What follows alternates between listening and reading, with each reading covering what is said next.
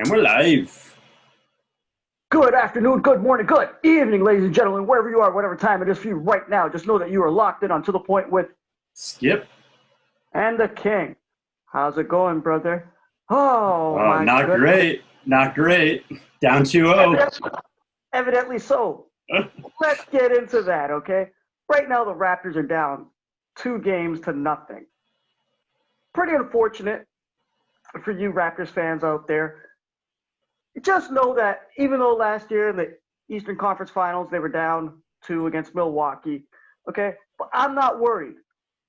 I'm not worried. I still have faith in our coach of the year. Did I say our? The coach of the year. I still have faith in it. Even though the Raptors, what they showed in Game 2, they might have choked in the fourth. They did lose that game. Boston did not win it. Okay, Marcus Smart went off for 5 threes. Like, that was pretty disgusting. And the Raps didn't have an answer for it. But I think, and Fred VanVleet and Kyle Lowry did not shoot that well from the field put together. But I do see the Raptors coming up with a recipe. Skip, you know I love cooking. So do you. I think Nick Nurse has a recipe for the success to have them win tonight's game. How do you feel about tonight, Skipper? About tonight, I'm feeling pretty good about tonight, but we're down 2-0. You see, I've got my baseball gear out. Like, I'm I'm a little skeptical about this series at this point.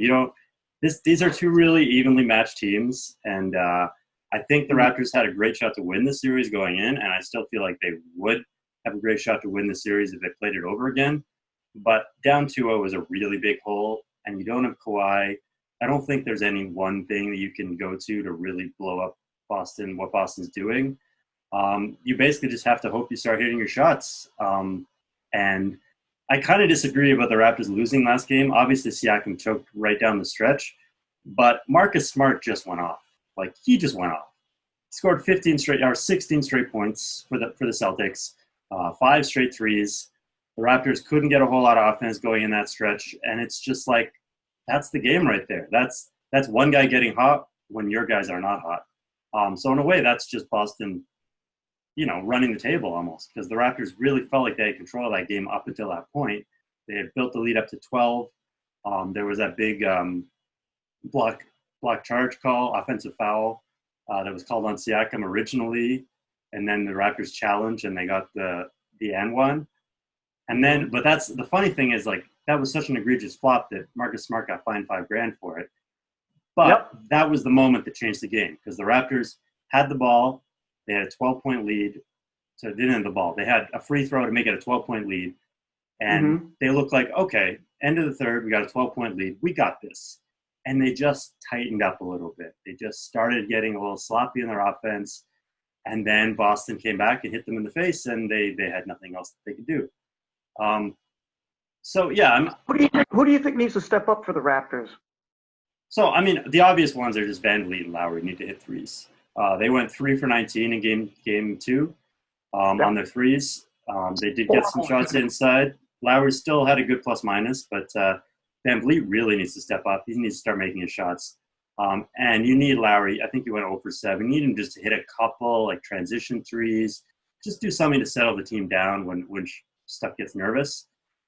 And Siakam, again, I think he was much better in game 2, at least in the first half. I still think in the second half he really started to get a little jittery. He made a couple of really bad decisions at the very end of the game. I think he stepped out of bounds on a big play. He had forced a couple of plays that weren't there. I really do think he needs to step back in crunch time and just be a part of the offense, just be one of their guys and not the only guy that they feature. But with all that said, I can criticize the game, but the Raptors only lost by 3 points, and they lost because Marcus Smart went off and the offense went cold. So it was at the improper time. Yeah, so it was a bit of a fluky win for Boston, and I think if the Raptors go into Game 3 with the same recipe they went into Game 2 with, play great defense, really muck things up, it'll be a dirty, drag-them-out game. Like, that's what it was for 3 quarters, basically. And the Raptors were on top at the end of the third quarter. And then just the fourth happened, and they fell apart. So I think they just have to keep up what they were doing, make a few more shots. Don't let Marcus Smart go crazy. Tatum had like 30 points, but honestly, that didn't even bother me that much watching the game. Points anyway. Yeah, I mean, he got his 30, but like it didn't feel like he was crushing them. It felt like, yeah, he's a good scorer. He's going to get his points. So I wasn't concerned about Tatum. I obviously just don't let Marcus Smart hit a whole bunch of threes. Or if you do, you gotta have a guy that's going on a heater himself, like Powell or Van Vliet needs to be hitting threes too. So it's pretty simple. Just make or mislead, basically. As far as game two. It's like what I said last year, Skip, when we did our playoff predictions. I said Boston is built for the playoffs, right? And in a couple of years, you're going to see them get a chip if they keep that core. Yeah, right. Tatum's getting better every year. And right now, they just stepped up. Yeah, and they're great defensively. It's credit to them for being just as filthy to play against as the Raptors are to play against for another team. Like, there's a reason there was one quarter where it was like 17-17, I think. I don't think that was the final score of the quarter, but it was like right near the end of the quarter. You're looking at these scores, and it's like no one's making buckets. Everyone's missing. And that's just how these two teams play. And I think that's what we're going to see tonight. And I think the Raptors have a great shot of pulling out a game. I'm worried about them pulling out 4 or 5, though. I think they're going to refine their recipe for what they did the other night, which was unfortunate. But I think they're going to find a way. I'm going to pick the Raps tonight. Do you agree with me on that one? Yeah, I think the Raps win tonight. I think if the Raps lose tonight, it's over. Obviously, it's down 3-0. So they need to win. It's a must-win game. So I think they pull out a win. I think they maybe stretch it even 6 games. At this point, I'd be surprised if they got to 7, and I'd be really happy if they got to 7. But I think they can win a game or 2 in this series and really make it interesting. Come on, Raptors fans. You guys are wishing, same way as me, a non-Raptors fan, that the Raps are going to pull out 4 of the next 5 games. Come on, Skip. You gotta love your team, man. That's what I hope they do. I'm not gonna bet money on it. That's all. I'm gonna be rooting for them, though. Yeah, of course. And you know what? It's really weird in the Eastern Conference right now because the Raps are down. The defending champions are down 2-0, and the team that made it to the Eastern Conference Finals last year are down 2-0 against the Miami Heat. Skip, do you think that if Toronto gets knocked out and Milwaukee gets knocked out, maybe we could say there's a possibility of Giannis coming here? We can Keep it Danforth, man. Greek town. We can all say Tikanis. Although I think he's actually Nigerian, not Greek, but that's okay. Oh, he can speak Greek. Yeah. What can I? But okay. All right, that's the hottest rumor, but I don't buy it. We'll cover that for you guys very soon. Yeah. Skip, what do you think about that series between Milwaukee and Miami? Like, what's your prediction? Well, going in, I didn't believe in Miami at all. I thought Miami were basically frauds. I thought, they can hit some threes and play a bit of defense, but I didn't think they could do it for a whole series. I haven't watched the whole series, but holy crap, the end of that game was horrible last night. Just brutal. Jimmy Butler makes the free throw with 0 seconds left on the shot clock to win. I don't think I've ever seen that before in an NBA game. But to be fair, Milwaukee should have lost that game before then.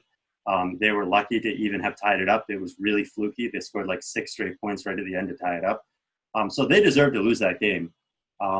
And I think we're seeing a lot of what we saw last year with them against Toronto. Just when you stop Giannis, you stop the Bucks. They're a one-man wrecking crew, and it is a thing. Like Giannis, if you can build a wall, if you can make him commit offensive fouls, freak out, throw it to shooters who aren't making shots, there is a recipe to beat the Bucks. I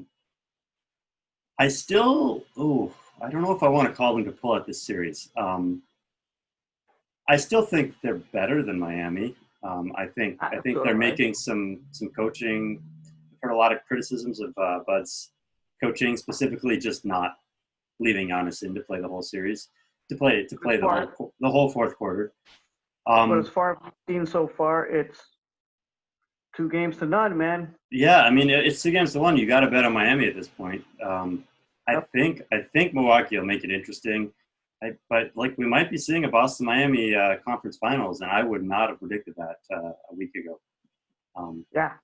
I don't so think we would have predicted that from the beginning of the playoffs. no, not at all. We So would have thought yeah, it would have been, we some thought it would have been a surprising. rematch between Boston. I mean, between Toronto and Milwaukee, right? Yeah, so it'll be interesting. I don't know. I don't know what So, to make of that so, series. so who's your pick on that one? I mean, I have to go Miami, but I don't feel good about it. I still think Milwaukee's got another punch in them. I think they're pissed off at how that game ended, and I think they're going to win Game 3. But Mhm. Miami seems to be doing something right, so I got to lean towards Miami, I guess. I mean, 2-0 lead is hard to Yeah, argue with. yeah, I'm leaning towards Miami as well. Yeah, it's gonna be weird. Anyway, and speaking of weird, now we finally have, after the Eastern Conference has had 2 games, now the Western Conference finally gets a start. Skipper, I gotta ask you, we both picked OKC to beat Houston, right? I mean, I they think we almost both. did. They almost did. They I picked them almost in did. Yeah. 7. There So was did, one yeah. one shot away from it coming true. So Yep. So now that Houston has made it through, now they're facing the yeah, I can't even say his name, but the Lakers. yeah. How do you feel about that series? Where do you think that series is going to go? Because it's going to be high-powered offense against a dysfunctional defense. You know, I think Houston would have a chance if they traded Russell Westbrook for Chris Paul.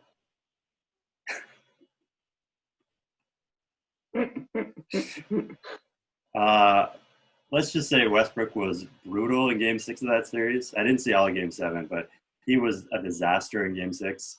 Oh yeah, He's a horrible. problem. He's a problem for Houston. Um, and I never really bet against LeBron in the playoffs, so I got to say the Lakers are going to take this. Yeah, Yeah, I don't see Houston pulling it out. yeah. Shout out to Andrew Reese about that post that we saw about if OKC wins, they won that trade, but But they unfortunately won they that trade lost. regardless. They won that trade by a landslide. Oh yeah, oh yeah, for sure. Skip, I'm gonna probably go with.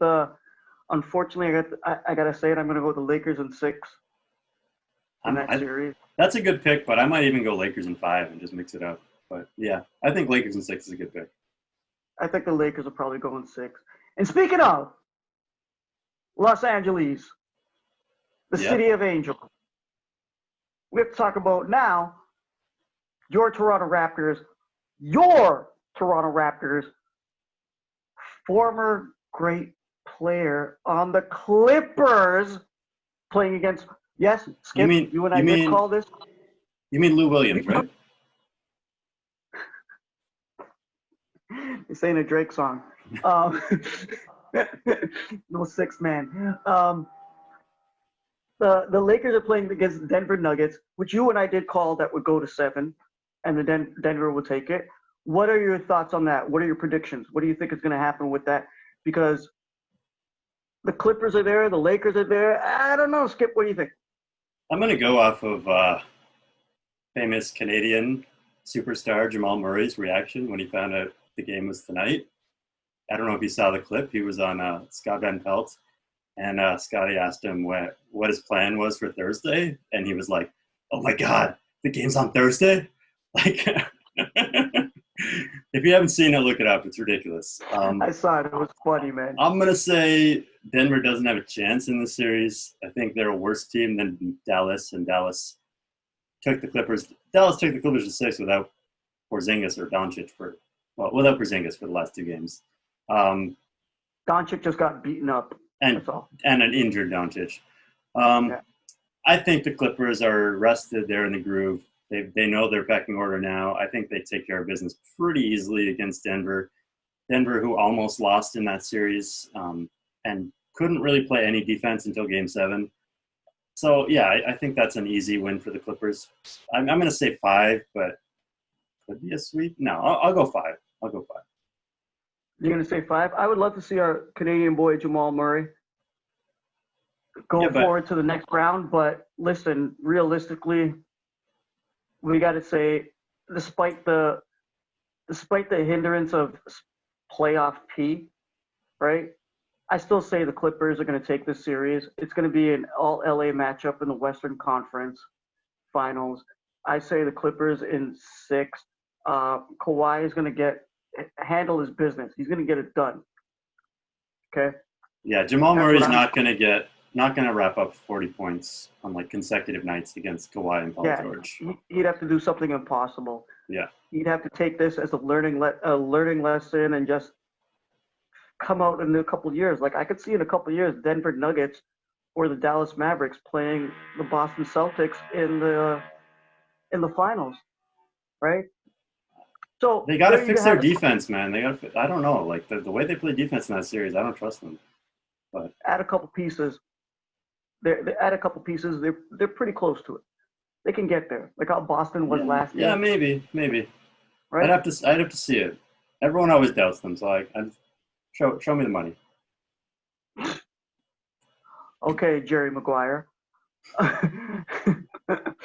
There you have it, guys. Those are our predictions for what's going on. But Skip, I have one parting shot that I gotta. Can I mention it? Can I say it? Hit me. The greatest Canadian basketball player ever just signed a 4-year contract to be the head coach of the Brooklyn Nets. You got Kyrie Irving. You got Kevin Durant next year. You got Spencer Dinwiddie. You got Jared Allen. You got all these tools. I would love to see for him to be very successful. Maybe that's just where my heart is, being a Canadian, right? And watching him play since 1993 at the World Championships in the Maple Leaf Gardens, right? I would love to see it happen for him. Skip, what do you think about Steve Nash? Well, first of all, I'm just going to ask you, who hired him? Who? Who hired Nash? Who? You tell me. Who? Well, Sean Marks is the Brooklyn GM, but this is KD. This is all KD. Yeah, I guess they must have struck out on the Popovich sweepstakes. I don't think they wanted Popovich. I think KD wanted a guy that he knew he could manage, and he knows Steve Nash. It's his friend. He's not going to get on him too much. He's going to be like a player in the huddle. I think that's what they wanted. Like LeBron and Ty Lue. Pretty much, yeah. I don't know if it's a good hire, but I think that's what's going on. They needed a players coach. They needed someone who wasn't going to be a disciplinarian. So they went out and they got a guy that KD knew, and maybe it'll work out for them. I don't know. I have no idea what to make of the Nets next year. They're going to be talented, but they seem like they could be so dysfunctional. So we'll see. It's quite the possibility, but that's what happens in every franchise. Like, look at what Popovich has done with the Spurs. Them in hand. So, You guys out there, you guys got our picks. We hope you guys watch this before the game and enjoy the game tonight. I'm saying the Raptors win tonight. Skip, you say the same as well? Let's do it. Raps win tonight by 8 points. All right, guys.